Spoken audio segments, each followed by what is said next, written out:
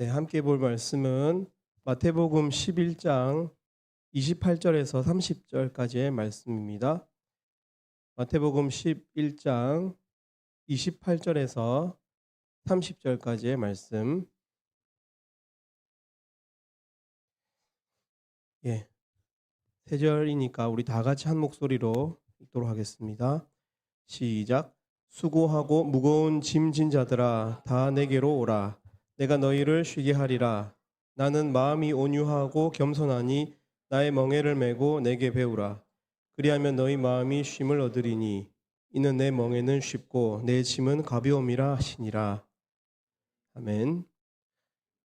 네. 수고하고 무거운 짐진 자들아 다 내게로 오라. 내가 너희를 쉬게 하리라. 쉼을 생각할 때 여러분 기분이 좋지 않습니까? 쉴 수 있다는 생각, 휴가, 안식. 11월, 12월에 사람들이 연차를 쓰고 휴가를 많이 갔다고 합니다. 아마 아껴둔 연차를 연말에 몰아 쓰는 것 같습니다. 일부러 장기 여행을 위해서 연차를 아껴서 이때에 이렇게 여행을 가는 것이 아닌가 싶습니다. 주로 우리나라에서 가는 여행지가 일본과 동남아 지역이라고 합니다. 일본에 가는 이유는 아시는 대로 엔화 가치가 떨어져서 일본 물가가 싸고 또 우리나라에서 가깝기 때문입니다. 또 동남아는 지금이 건기거든요. 우기와 건기가 있는데 이렇게 비는 많이 안 오고 따뜻하기 때문에 여행하기가 아주 좋은 계절이라고 합니다. 사람들은 쉼을 원합니다. 예, 오늘 토요일 저녁인데 가장 쉬고 싶은 이런 때에 또 이렇게 모임을 위해서 나온 우리 학생 학사님들 감사하고 환영합니다. 저는 성경에서 수고하고 무거운 짐진 자들아 다 내게로 오라 내가 너희를 쉬게 하리라는 말씀을 좋아합니다. 사실 정확한 의미보다는 쉼이라는 단어를 좋아합니다. 그래서 예수님이 우리를 친히 쉬게 하시겠다는 이 말씀에 끌립니다. 과연 이 쉼이 정확히 무엇을 의미하는지 살펴보기를 원합니다. 말씀에 기록된 예수님이 주시는 쉼, 안식은 정확하게 어떤 의미일까요? 예, 마태복음 우리가 읽었던 11장 28절은 사실 11장에 있는 전체 구절들과 연결이 됩니다. 마태복음은 보통 그 기록 방식이 예수님께서 계시는 공간을 배경으로 제시하고 예수님이 하시는 말씀, 사건들을 우리에게 주는 경우가 많은데요. 그래서 11장 1절에서 그런 장소의 변화가 있고 난 후에 계속해서 예수님의 말씀이 나오기 때문에 오늘 이 본문 수고하고 무거운 짐진 자들아 하신 이 말씀은 11장의 초반부터 나오는 말씀들과 한 덩어리입니다. 예, 여기 보시면 요한의 제자들이 온 장면이 나오고요. 또 예수님께서 장터에 앉아서 놀고 있는 아이들에 대한 비유를 하시고 또 가버나움을 꾸짖으시고 이어서 오늘 쉼에 대해서 말씀하신 것입니다. 그래서 우리가 읽은 본문의 쉼의 의미를 정확히 이해하기 위해서 우리는 먼저 간략하게 11장의 앞부분을 살폈으면 좋겠습니다. 11장 15절 정도부터 우리가 좀 살폈으면 좋겠는데 11장 15에서 17절에 보면 장터 아이들에 대한 비유를 예수님께서 하십니다. 이렇게 시작하십니다. 이 세대를 무엇으로 비유할까? 라고 말씀을 시작하셨습니다. 이 비유는 명백하게 이 세대 사람들의 태도, 이 세대 사람들의 특징에 대한 그런 비유입니다. 여러분도 이 세대 사람들이 어떤 특징을 가지고 있는지, 특별히 예수님이 뭐라고 평가하시는지 궁금하시지 않습니까? 16, 17절에 보면 아이들이 자기 친구를 불러서 노는데 그중에 결혼식 잔치놀이를 통해서 아마 피로연 흉내를 내는 것 같습니다. 피리를 부는데 거기에 대해서 당연히 춤을 추는 반응을 보여야 되는데 춤추지 않는 아이. 놀이에 참가하지 않는 아이, 어린이가 놀지 않는 기이한 반응이 없는 어린이들은 아주 솔직하게 순전하게 반응하거든요. 근데 그렇게 하지 않는 이삭이 굳어 있는 아이로 예수님께서 이 세대 사람들을 비유하고 계십니다. 또 장례식 놀이를 해서 슬피 곡을 하는데 가슴을 치는 흉내를 내야 되는데 그 맞은편에 있는 아이가 그런데 그렇게 하지 않는 무표정한 이 아이들의 모습을 이 세대와 같다라고 예수님께서 말씀하셨습니다. 아이인데 놀이에 참여하지 않고 무표정, 무관심한 것이 참 기이하게 느껴집니다. 예수님이 이 세대를 이렇게 보신 이유가 무엇일까요? 예, 이 세대 사람들이 반응을 해야 하는 상황에서 무반응하고 적절한 반응을 하기보다는 정반대의 쉽게 말하면 삐딱한 것이죠. 마음이 완전히 우리가 어긋나 있으면 온전하게 반응 안 해주지 않습니까? 우리도 그죠? 마음이 토라져 있으면. 11절, 18절과 19절에 보면 이렇게 비유하신 이유가 나오는데요. 먼저 요한이 예수님이 오시기 전에 세례 요한이 와서 먹고 마시지 않았습니다. 왜냐하면은 세례 요한은 회개의 메시지를 전했기 때문에 우리가 죄인이라는 것, 죄인들을 부르러 왔기 때문에 회개의 메시지를 전하기 위해서 삶으로 먹고 마시지 않았습니다. 근데 그럴 때 사람들이 세례 요한을 욕했습니다. 먹고 마시지 않는다고, 귀신 들렸다고. 그런데 예수님이 오셔서는 먹고 마셨습니다. 죄인들과 세리들과 천국 잔치를 보여주셨습니다. 그런데 이제는 먹고 마시니까 탐욕적이라고 손가락질을 하였다는 것입니다. 이중잣대를 가지고 반대로 반응해버리는, 적절하게 반응하지 않는, 반대로 반응하는 삐딱함, 피리를 불어도 춤추지 않고 슬피 울어도 가슴을 치지 않는 세대라고 예수님께서 말씀하신 것입니다. 이 비유에 나타난 이 세대의 특징은 불수용입니다. 수용하지 않는 것입니다. 자기의 기쁨, 자기랑은 상관없는 기쁨이고 자기랑은 상관이 없는 슬픔이니까 수용하지 않습니다. 결혼잔치도 남의 잔치고 장례식도 타인의 일이기 때문에 무반응으로 불수용으로 일관하는 세대, 자기 일이 아니라는 것입니다. 그 말씀을 하시고 난 다음에 20절부터는 예수님께서 복음을 전하시고 권능을 행하신 고을들이 회개하지 않은, 반응하지 않은 것에 대해서 꾸짖으십니다. 마치 비유에 나타난 아이들처럼 복음에 대한 이 세대 사람들의 배타성, 그 마을 사람들의 어떤 이 배타성에 대해서 꾸짖으셨습니다. 자기 일이 아니란 식의 무감각함, 반응 없음, 완고한 마음 꾸짖으신 것입니다. 그러면서 23절에 예수님은 가버나움아 네가 하늘에까지 높아지겠느냐 음부에까지 낮아지리라 하시면서 가버나움을 대표로 꾸짖으셨습니다. 여러분 가버나움이 어떤 곳입니까? 가버나움을 마태복음 9장 1절에서는 본 동네라고 표현하고 있습니다. 본 동네. 본 동네라는 말은 NIV 성경으로 His own town입니다. 예수님의 그 동네, 예수님 자신의, 예수님 그의 동네 이런 뜻입니다. 예수님의 땅, 예수님이 주인된 그 장소, 본 동네, 예수님이 주로 거주하셨던 곳, 가버나움입니다. 예수님은 남의 땅에 가신 것이 아닙니다. 자기 땅에 있는 사람들에게 간 것입니다. 자기 사람들에게, 자기 땅에 간 것입니다. 자기 동네로 가셔서 복음을 전하셨습니다. 예수님이 전한 복음은 바로 그들의 것이고 그 복음은 그들의 문제였습니다.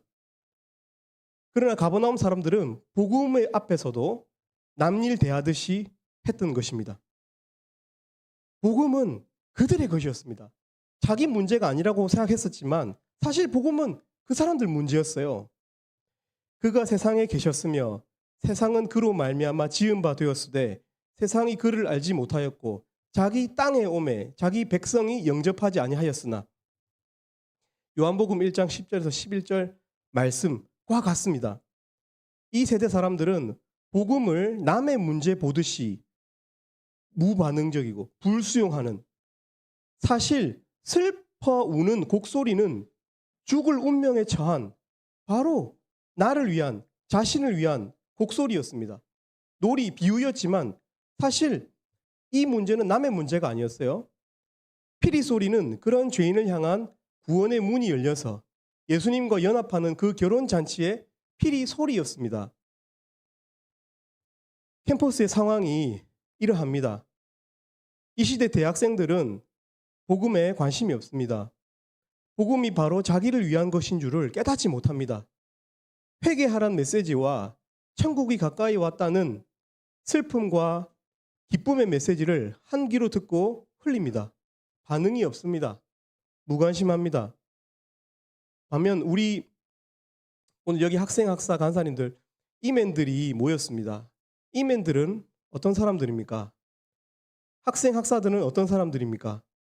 말씀의 사람들, 학생 복음 운동에 참여한 사람들 등 여러 가지로 우리가 정의할 수 있겠지만 오늘 본문을 통해 볼 때 이맨들은 복음에 대해서 반응했던 사람들입니다. 복음의 반응을 보였던 사람들입니다. 마치 약이 그 몸에 들어갔을 때 반응을 해야 낫지 않습니까? 그죠? 안 맞는 사람도 있잖아요. 그랬던 것처럼 이 복음이 우리 몸에서 약이 되어서 반응을 일으켰던, 복음에 대해서 적절하게 반응했던, 울 때 울고 내 죄에 대해서 각성을 하고 또 은혜에 대해서 기뻐하고 회개의 메시지, 구원의 메시지에 반응한 사람들입니다. 이제 우리가 읽었던 이 본문,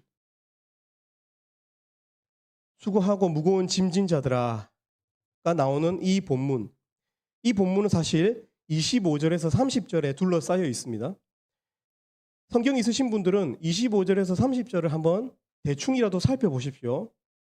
이 부분을 구조적으로 세 부분으로 선명하게 나눌 수가 있습니다. 먼저 이 파라그래프, 이 덩어리의 말씀을 보면 25절에서 26절은 예수님이 하나님을 향해서, 하늘을 향해서, 아버지 하나님을 향해서 외치는 장면입니다. 예수님은 아버지를 부르고 계십니다. 천지의 주제이신 아버지여 하면서 아버지여, 이런 귀한 것들을 오히려 어린아이들과 같은 이런 사람들에게 나타내어 주셔서 감사합니다. 이것이 하나님의 뜻입니다. 하나님을 부르고 있습니다. 하나님을 호출하고 있습니다. 여러분, 아무나 하나님을 부른다고 하나님이 반응을 하실까요? 우리가 하늘을 향해서 하나님 부르면은 뭔가 하나님과 연결이 된 겁니까, 그게? 기계적으로? 아무나 하나님을 호출하지 못합니다. 그죠? 근데 예수님은 하나님을 향해서 외치고 계십니다. 그리고 나중에 뒷부분에 보면 28에서 30절에 보면 수고하고 무거운 짐진 자들아 하면서 세상의 짐을 진 자들, 세상의 죄인들을 향해서 예수님께서 또 외치는 장면이 나옵니다. 하늘을 향해서 아버지를 부르고 하나님의 권세를 부르고 또 땅을 향해서 이 수고하고 무거운 짐진 자들아 연결하고 있습니다. 하늘과 땅을 연결하고 있습니다. 그래서 그 중앙이라고 할 수 있는 27절에는 예수님이 가진 권세를 말씀하고 있습니다. 내 아버지께서 모든 것을 내게 주셨으니 아버지 외에는 아들을 아는 자가 없고 아들과 또 아들의 소원대로 계시를 받는 자 외에는 아버지를 아는 자가 없느니라 하면서 예수님께서 가지신 아버지의 권세에 대해서 선언하고 있습니다. 아버지를 부르고 세상의 짐진 자들을 또 부르면서 그 중간에는 예수님 자신이 가진 권세를 말씀하고 있습니다. 그리고 세상의 이 짐진 자들에게 예수님의 뜻에 따라서 계시를 주실 수 있다라고 말씀하고 계십니다. 예수님은 하나님과 세상 짐을 진 죄인들 사이에 서십니다. 그리고 아버지의 권세, 하늘의 권세를 가지고 말씀하시는 것입니다. 어떤 말씀을요? 수고하고 무거운 짐진 자들아 말씀하시는 거예요. 수고하고 무거운 짐진 자들아 다 내게로 오라. 내가 너희를 쉬게 하리라. 사탕발림으로 호의를 얻고자 쉼을 일단 이야기하면 기분이 좋아지니까 그런 차원의 말씀이 아니라 이 소리는 단순한 위로가 아니라 하나님이 가진 모든 권세로, 권능으로 실제로 안식하게 할 능력과 하늘의 대책으로 하시는 말씀입니다. 아버지의 권세를 가지시고 우리 짐진 자들에게 하시는 실제 효력을 가지고 하늘의 효력을 가지고 수고하고 무거운 짐진 자들아 와라 쉬게 하겠다라고 말씀하고 있는 것입니다. 여러분 이 짐은 어떤 짐일까요? 우리 등에 있는 백팩 이런 짐이 아니겠죠. 그죠? 걱정거리가 없는데도 이상한 불안과 염려에 시달리는 짐. 거짓된 자신을 사실은 신뢰하지 못하는데 자기를 신뢰하지 못하니까 놈들도 거짓될 거야 라고 하면서 타인을 신뢰하지 못하죠. 우리가.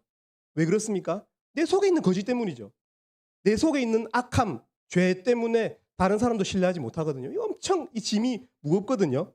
비참하고요. 불안과 염려할 게 없는데도 뭔가 무서워서 악몽에 시달리죠. 우리가. 이미 모든 것을 넘치게 가졌어요. 죽을 때까지 굶어 죽을 일이 없다는 것이 우리가 조금만 계산해 보면 나와요. 그런데도 계속 탐이 나고 탐욕에 시달리죠. 끝나지 않는 이 짐을 가지고 있습니다. 남을 조금 짓밟더라도 일단 자기와 자기 식구라도 살아야 되겠다고 생각하는 야망의 짐. 그리고 돌아서면 뭔가 서늘하죠. 기분이. 아닌데 이거는. 이게 삶이 아닌데. 끝없는 성취욕의 짐, 경쟁의 짐, 이 모든 죄의 짐 말이에요. 돈으로도 권력으로도 얻지 못할 쉼, 이 안식. 이 안식을 언제 우리가 얻을 수 있습니까? 이 쉼을 어떻게 얻을 수 있습니까? 하늘의 권세, 실제적인 능력을 가지고 하시는 말씀 앞에, 예수님 앞에 반응할 때, 수용할 때, 복음을 영접할 때 안식을, 쉼을 얻을 수 있습니다. 말씀 앞에서 자기의 무능함을 온전히 인정하고 말씀을 의지할 때 얻는 쉼, 영혼의 해방, 그것이 실제로 존재하는 것이다. 우리가 다 알고 있지 않습니까? 우리 이거 잠깐 느꼈잖아요. 물론 조금 또 신앙이 조금 이렇게 고무되지 못하고 또 세상에 미련이 생겨서 우리가 조금은 테이크백 할 수 있겠죠. 그러나 우리 경험했던 사람들이죠. 그죠? 말씀이 주는 영혼의 해방을 경험했잖아요. 우리가. 그죠? 이맨들이 어떤 사람들입니까? 오늘 말씀을 통해 본다면 27절에 예수님의 소원함 중에 있던 영혼들이죠. 27절에 보면 이렇게 되어 있습니다. 아들과 또 아들의 소원대로 계시를 받는 자 외에는 아버지를 아는 자가 없느니라. 27절에 본다면 이맨들은 예수님의 소원함 중에 있던 영혼들입니다. 우리는 대학 시절에 어떤 선배, 전도자의 초청에 응해서 모임의 자리로 나갔을 수 있습니다. 우리 의지로, 우리 발로 가서 말씀을 배우고 우리 머리로 이해했습니다. 그러나 오늘 본문은 이맨들을 이렇게 정의합니다. 아들의 소원에 의해서 계시를 받은 사람들. 예수님의 뜻에 의해서, 예수님의 계획과 예수님의 열정에 의해서 믿게 된 사람들, 이렇게 이맨들을 본문이 정의하고 있습니다. 27절에 이 계시라는 단어, revelation, reveal, revelation이라는 단어는 열어야, 가만히 있는다고 얻어지는 게 아닙니다. 열어야, 열려야, 열려져야, 포장지가 뜯겨야 받을 수 있는 선물입니다. 계시라는 단어는. 여러분 기억하십니까? 우리가 대학 시절에 성경을 공부할 때 성령께서 얼마나 우리 마음을 뜨겁게 하셨습니까? 얼마나 하늘의 비밀을 하나님께서 많이 열어주셨습니까? 우리가 이 시간 그 감격을 다시 생각하고 감사를 회복하는 시간이 되었으면 좋겠습니다. 그리고 순전한 아이처럼 자녀의 심령을 회복했으면 좋겠습니다. 말씀과 구원의 은혜를 뻔하게 여기는 마음은 가버나움처럼 하늘에까지 높아지려는 마음입니다. 은혜에 대한 교만은 음부에까지 낮아질 수밖에 없는 마음입니다.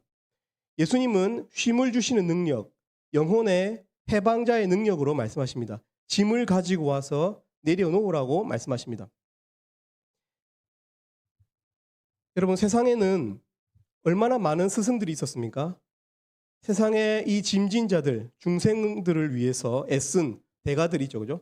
소크라테스는 40년간, 플라톤은 50년간, 아리스토텔레스는 40년간 최고의 지성을 동원해서 이 사람들의 짐을 조금이라도 낮춰보고자 가르치고 애썼습니다.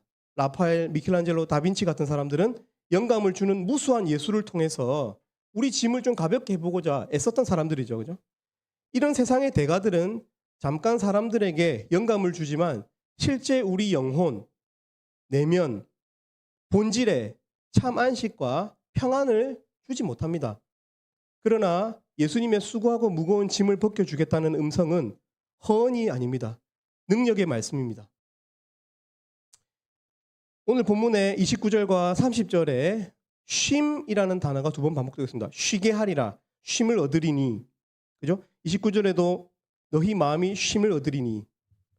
또 28절에도 너희를 쉬게 하리라.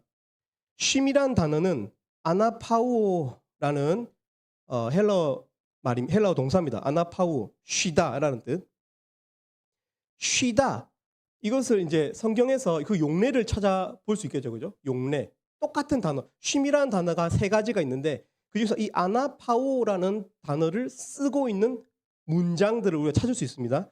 찾아보면은 쉬다라는 뜻도 있지만 이 아나파우로라고 하는 이 동사는 새롭게 하다, 머물다라는 뜻도 있었습니다. 빌레몬서 1장 20절에 보면 오 형제여 나로 주 안에서 너로 말미암아 기쁨을 얻게 하고 내 마음이 그리스도 안에서 평안하게 하라. 여기서 평안하게 하라. 그리스도 안에서 네 마음을 평안하게 하라. 여기서 평안하게 하라는 말은 사실은 평안이라는 단어보다는 refresh입니다. refresh, 새롭게 하라. refresh my heart in Christ.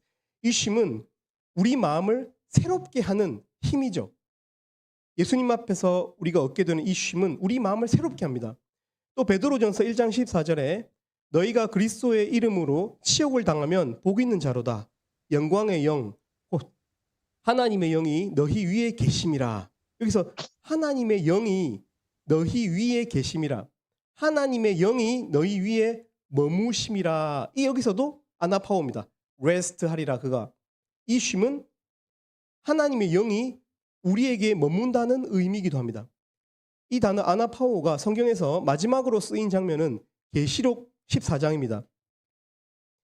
또 내가 들으니 하늘에서 음성이 나서 이르되 기록하라 지금 이후로 주 안에서 죽는 자들은 복이 있도다 하시매 성령이 이르시되 그러하다 그들이 수고를 그치고 쉬리니 아나파우오 하리니 이는 그들의 행한 일이 따름이라 하시더라. 여러분 예수님께서 쉬게 하시겠다는 음성은 말의 위로가 아닙니다.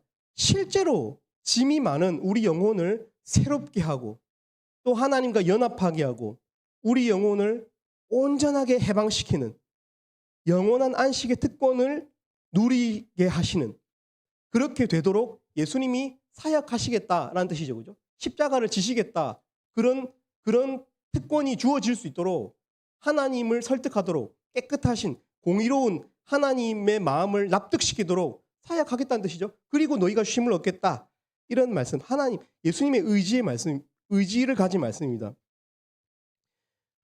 또 우리가 이 시간 다시 한번 이 수고하고 무거운 짐진 자들라는 부름 앞에서 우리의 사명을 선교의 시급함을 우리가 또 생각할 수 있어야 되겠습니다.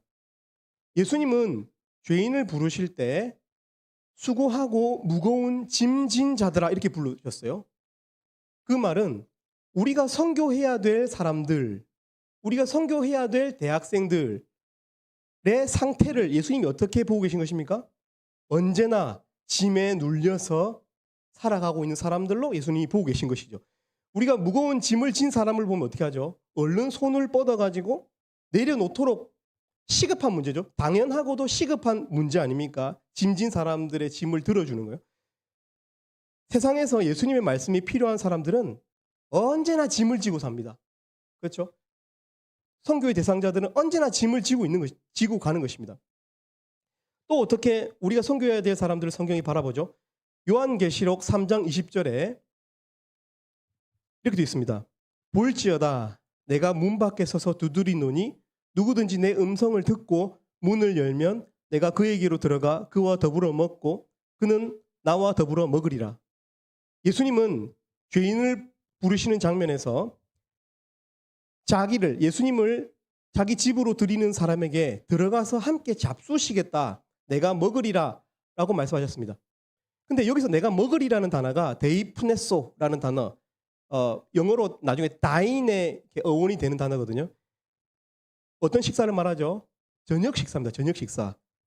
예. 그러니까 예수님은 언제나 어두운 밤에 문 밖에 서서 두드린다는 뜻입니다. 이 말은 예수님과 만나지 못한 사람은 언제나 어두운 밤임을 의미하는 것이죠. 그죠? 우리는 우리 선교센터인 회관이 개관한 이날에 선교에 대한 사명을 새롭게 해야 되겠습니다. 성경에서 선교가 필요한 시급한 사람들은 언제나 무거운 짐을 지고 어두움에 거한 사람들입니다. 우리가 말씀의 은혜를 누린다는 것은 짐이 벗겨진 쉼의 은혜를 누리는 것이고 어두운 밖에서의 이 삶에서 다시금 환하게 새벽동이 텄다는 사실을 의미합니다. 곧 우리는 은혜의 빚진 자라는 사실을 말씀이 일깨워줍니다. 우리 대학가와 대한민국은 아직 짐에 눌려 있으며 너무 어둡습니다. 오직 말씀만이 사람들을 쉬게 할 것입니다. 영혼을 해방시키실 것입니다. 우리가 선교를 작정하고 선교를 위한 기도를 다시 작정하는 이 시간이 되었으면 좋겠습니다. 우리 민선 자매님 은혜 아래에 있네 우리 반주 시작해 주시고요. 결론으로 오늘 말씀에 29와 30절에 있는 이 말씀으로 결론을 맺도록 하겠습니다.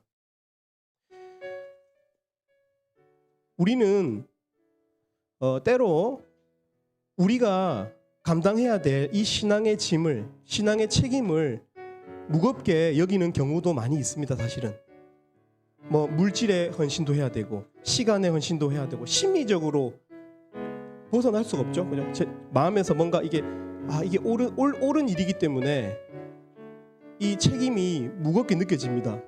과도한 책임을 지고 있다는 생각도 합니다. 실제로 그런 책임을 함께 감당해 주시는 우리 학사님들께 또 우리 학생들에게 진심으로 감사합니다. 오늘 말씀 28에서 30절 말씀을 보면 예수님은 무거운 짐을 내려놓으라고 하시면서 29절에 나의 멍에를 메고 배우라고 하십니다. 짐은 내려놓지만 예수님의 멍에를 지라고 말씀하십니다. 그러면서 내가 주는 멍에는 쉽고 가볍다 말씀하십니다. 30절에 멍에가 쉽고 가볍다는 의미가 무엇일까요? 멍에는 소가 땅을 갈 때 등에 지는 나무로 만든 도구입니다. 그 끝에 이제 그 땅을 파는 그게 있고요. 그래서 등에 메고 이렇게 소가 끌어야 되죠. 여러분 예수님이 아버지가 목수죠, 그죠?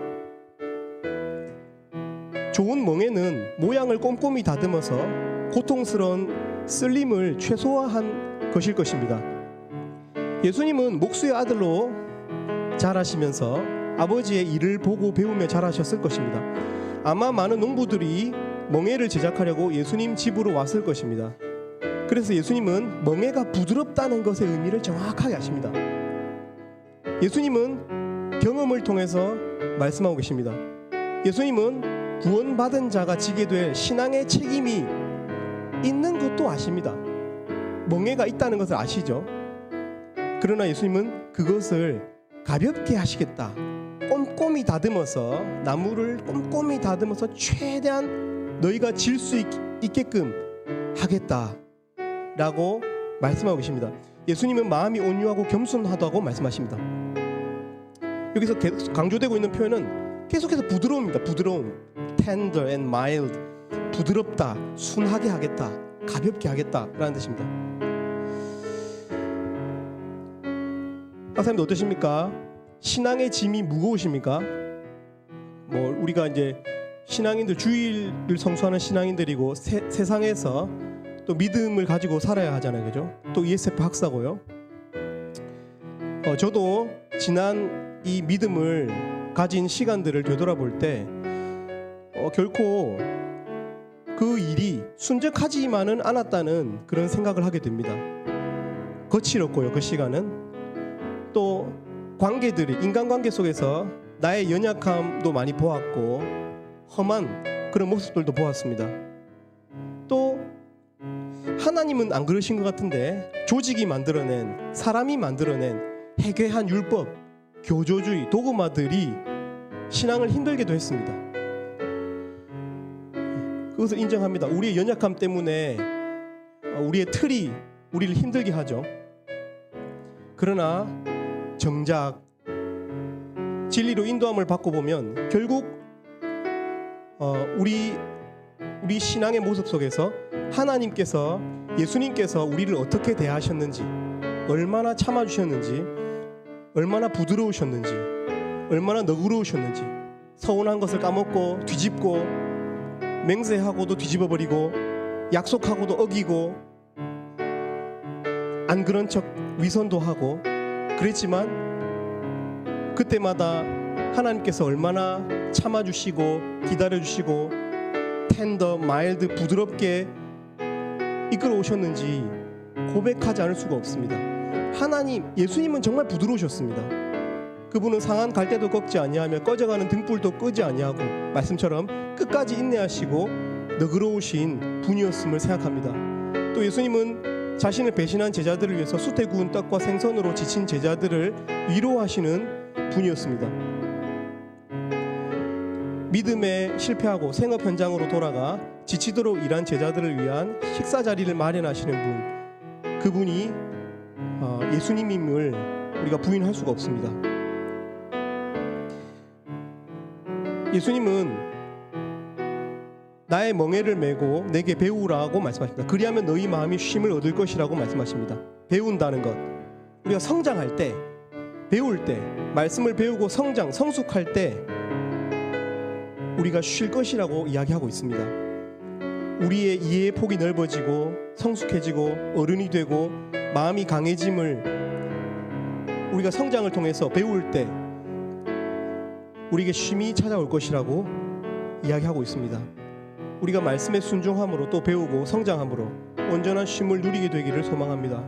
그리고 캠퍼스의 짐진 자들에게 우리가 말씀으로 다가가기를 또 소원하고 다짐하고 기도하는 이 시간이 되었으면 좋겠습니다. 우리 찬양 한 장 하도록 하겠습니다.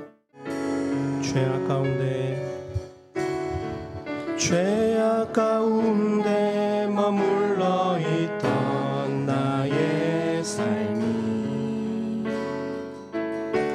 그리스도와 함께 십자가로 연합되었네.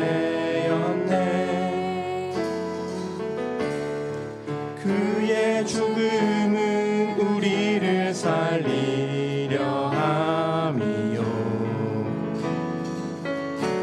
그의 은혜 안에 우린 결코 정죄함 없네. 십자가 죽음으로 나의 죄도 죽었네. 부활의 영광으로 영원한 생명 얻었네.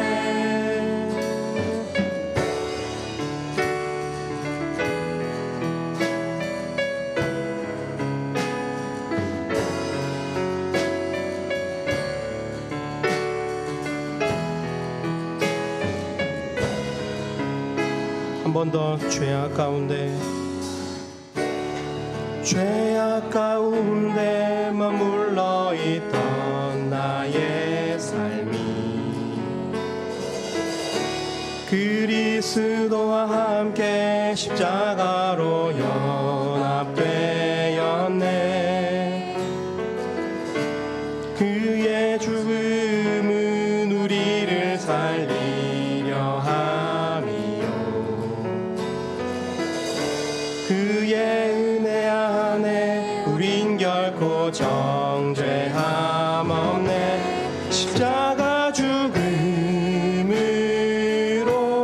나의 죄도 죽었네. 부활의 영광으로 영원한 생명. 십자가 죽음으로 나의 죄도 죽었네. 부활의 영광으로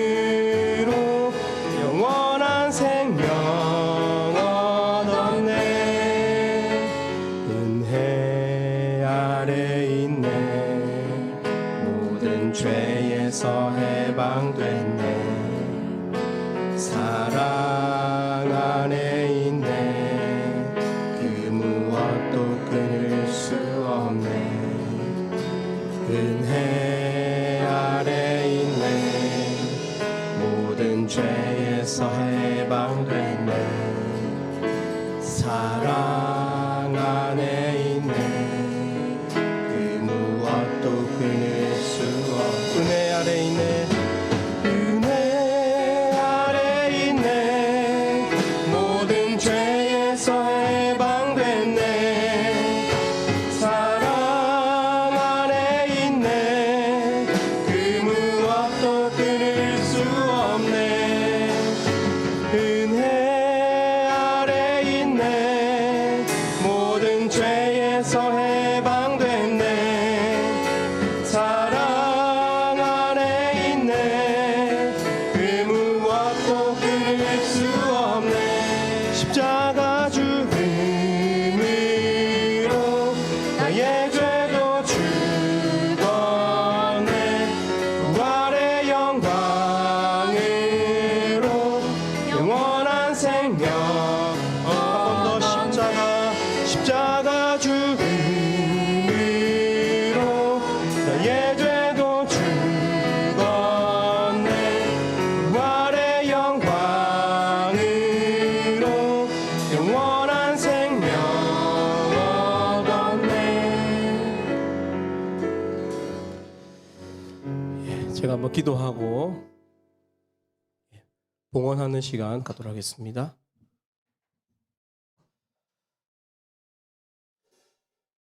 하나님 아버지, 이 시간 부산회관 개관 42주년 기념 예배를 하나님께 올려드립니다. 하나님께서 영광으로 삼아주시기를 소원합니다. 하나님께서 우리 가운데 있는 이 사람의 열매들, 또 인격의 성숙의 열매들, 또 하나님께서 주신 사명, 이 선교의 사명 앞에서 다시금 하나님께 순종코자 하는 이 모든 귀한 마음들, 제가 다 알지 못하지만 여러 환경과 상황 가운데서 하나님을 기억하고 하나님께 감사하는 마음으로 저희들 나아왔습니다.